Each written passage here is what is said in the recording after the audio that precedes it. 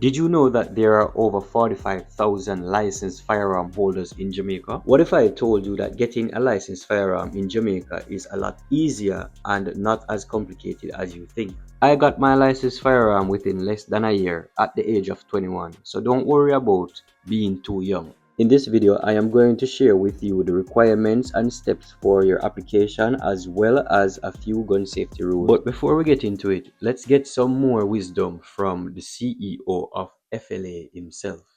Where you come under attack and you retreat and you feel that you are cornered and you have no way out, you are allowed to use deadly force to defend yourself. So it's not, the law doesn't prevent a license holder from seeing a person attacking another person with a knife, machete, or a gun and not being allowed to intervene. You're allowed to intervene and to give assistance. And it's not because you have a gun why you're allowed to intervene. You, as a private citizen, you are allowed to intervene to render assistance.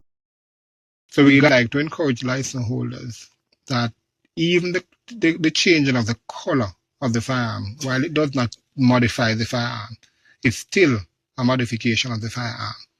So going to implement this year a process, the process starting with the online application where persons are allowed to put the renewal application online, but you'd still be required at some stage to come in.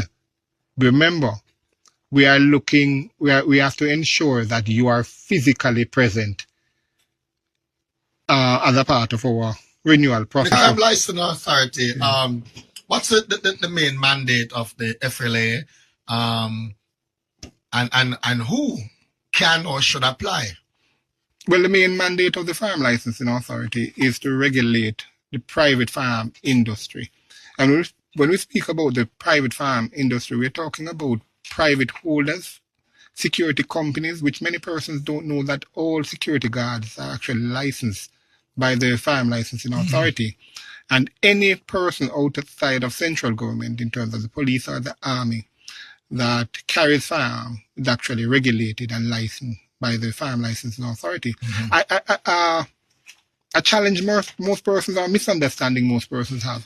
They believe that the Firearm Licensing Authority license police officers, and then sometimes when police officers or military personnel don't get a firearm, they're saying, how can the FLA not give a serving member the force of firearm when they should? That makes but sense. We don't license police officers. They get their firearms from the government of Jamaica. No man. So the challenge, government guns. that is correct. But when they want a private one for go on with, they are treated as a civilian applying, not a police or army person, but a civilian. So if you want to take home your firearm, the government allows you to take home. Gun you can take home, but if you want a private firearm, then you apply to the Firearm License. Then I see they're gonna say, oh, can't get police. No, it's different because when you're assessed for a firearm license, you're not assessed because of your profession, whether you're a lawyer, doctor, or police. You're assessed as a Jamaican civilian and the risk that you're exposed to and other factors such as fit and proper factors. So whether you're charged with any criminal offense, whether you're convicted, whether we have intelligence reports on you that suggests that you're not a fit and proper person, that's an assessment meant of a private citizen, not an assessment of an individual in terms of the capacity that he holds as a doctor.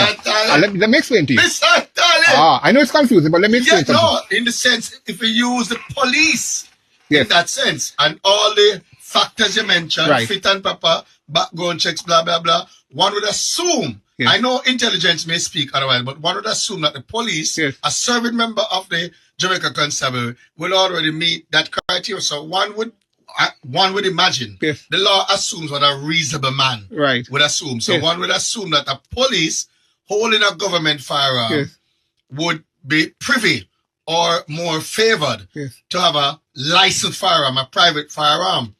Are you saying? I would agree with you, but it doesn't mean that's an automatic qualification. Yes. Because remember, if you're assessing the person as an individual, you take into consideration community checks. What if the person is involved in domestic violence? It doesn't mean that because he's a police officer, you should ignore that and say that he carries a government firearm. That means the FLA should also give him one. Although you pick up adverse traces, that would warrant you looking into that person in a very different light. So that's why I made this thing. Let's say I'm a thief now. Yes. I'm a thief, you carry my thief something by your property. You want to slow him down because you can't run as fast. Like some people on them belly big. Like say a bigger foot as a private citizen. Him can't run. Yes. And I'm going to rob him car. Him can't shoot with him foot until the police come. No, you're not supposed to use deadly force. But him foot not deadly? No, you don't know. When you shoot that person, you don't know what can happen. People believe that it's a shot in and of itself or where you shoot the person that kills the person. It is the vital organs that you hit. And shooting a person in the foot could lead to that person bleeding out to death. It's the cause of the death. So persons are of a belief, I'll shoot him in his hand, I'll shoot him in his foot. Not realizing that even a fatal blow anywhere can lead to the person's death. So use of force by a firearm should only be used in a proportional sense to repel the attack being faced by you. So brandishing of the firearm, threatening persons with a firearm are actually legal acts by anyone. Legal or illegal? Illegal by anyone. Yes. Illegal? Illegal. Then if the man have a stone or a knife and you are 100 foot as you said, you're not to shoot him. You're not supposed to even pull the firearm. The sole purpose of somebody that's still make have it then. The sole purpose to protect life and property protection. And so that is some of the misunderstanding persons have. That the protection includes you bad driving me on the road and I'm driving you down to threaten you to tell you be careful. Can them tell me about your mother? And one and tell you, man. And you pull your firearm or let the person even see that you have a firearm. You never pull it. Because sometimes a man could have it on him waist. Yes. And him hold on pan it so for him say for you say him have it. Right. And that is why that is called an assault with the firearm. You're using the firearm to assault the person because the person apprehends fear by you exposing the firearm for purpose of fear of driving fear into the person. Call assault with a deadly weapon. That is correct. It? Yes, that's an assault with a deadly weapon. So once the person apprehends fear, once the person apprehends fear by your action, it is an assault. You hitting the person is battery. It's considered to be battery. Hitting them with the firearm. Hitting the firearm. Hitting the person with the firearm. Hitting the person with any instrument is the battery. But causing the person to feel fear from your action is actually assault. So you can't assault a person from behind, because they can't see you. So you can't assault them from behind. So they have to see apprehend the fear by your actions, threatening action towards them. So exposing the firearm in a threatening manner is an assault. And you can be charged for that. And further, persons need to be aware that under the new Firearm Act, you're required to have your firearm concealed at all times. Therefore, it will be hard for you to escape a criminal charge of assault. Of assault, because your firearm should be concealed. So you're supposed to know, say, have it. Precisely. So persons walking around with their firearm fully exposed like they're police. Yeah, it's actually an offense. Let me take a time signal. This thing is festive. Same thing. Remember, as I said before. But if you run from the situation and the man choose that is correct. Them can't be right, and that's what I'm saying to you. The proportionality test. The person can't be 100 feet away from you.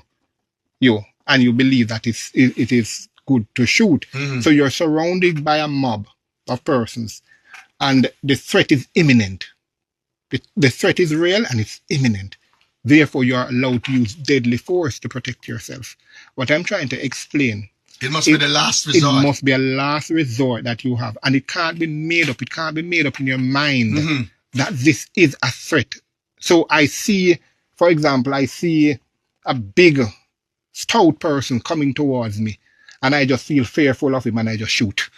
It can't be just made up. It has to be, why would you without more feel fearful? Because the person is big. The assessment of an individual starts with the application because the person sets out why they need a firearm. And when we assess that need for the firearm, in addition to the fit and proper criteria and the secure location. So there are three things. We would assess the reason which you state in your application. So a person might say, I'm a salesperson, I'm on the road and I'm collecting money every day.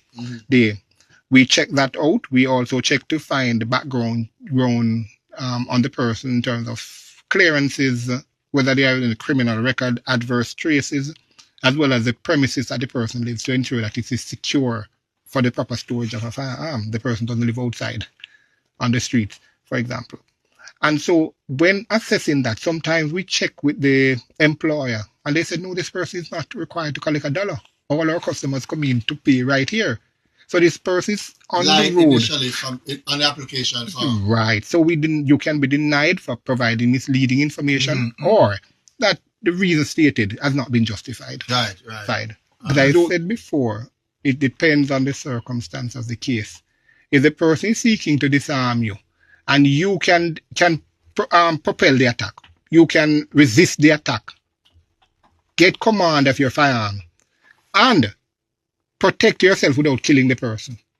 Because remember, the person is unarmed and is trying to disarm you, but you are able to repel the attack.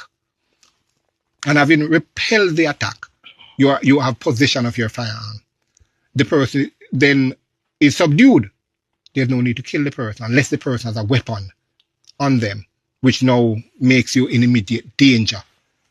That then you can use deadly force, but it must be, as I said, proportionality.